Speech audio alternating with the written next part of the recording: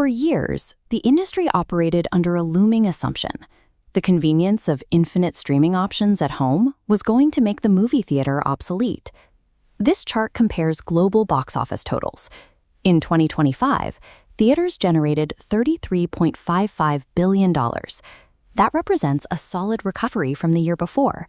But as you can see, it still sits about 20% lower than the 2019 pre-pandemic high.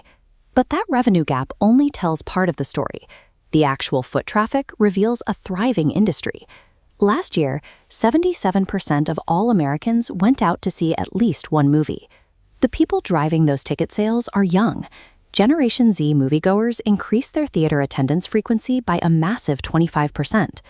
Audiences are converting one-off visits into long-term habits. Active theater loyalty program memberships jumped 15%, reaching 136 million active members. How exactly did an industry supposedly on the verge of death convince millions of people to leave their couches and transform the cinema into the core of the experiential economy? The first step was a massive physical overhaul. North American exhibitors poured $1.5 billion into upgrading their actual buildings. They built the exact environments younger audiences were asking for. That meant installing premium large format screens and immersive sound systems, and tearing out traditional rows to put in deluxe lounge seating with in-seat dining.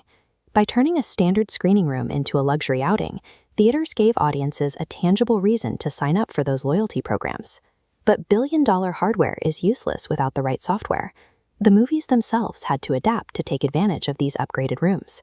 Studios pulled back on the hollow, CGI-heavy franchise sequels that were causing audience burnout.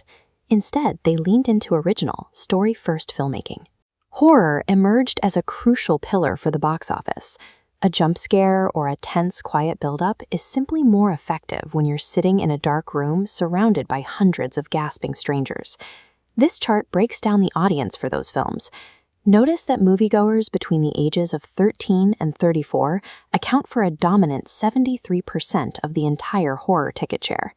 The studios also brought back unapologetic adult comedies and character-driven romances.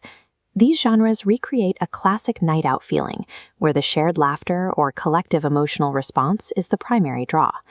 Then the industry took the communal experience a step further by booking literal events.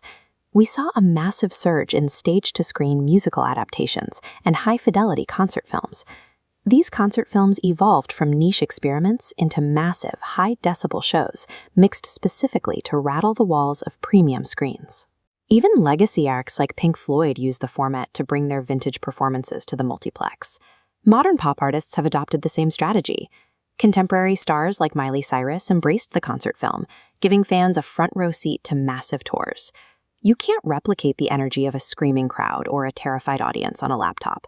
These communal genres and musical events require a live room to work, making the theatrical experience entirely unstreamable. This shift towards shared experiences democratized what becomes a hit. General audience word of mouth now drives ticket sales much more effectively than traditional critical reviews. Those audiences are increasingly diverse.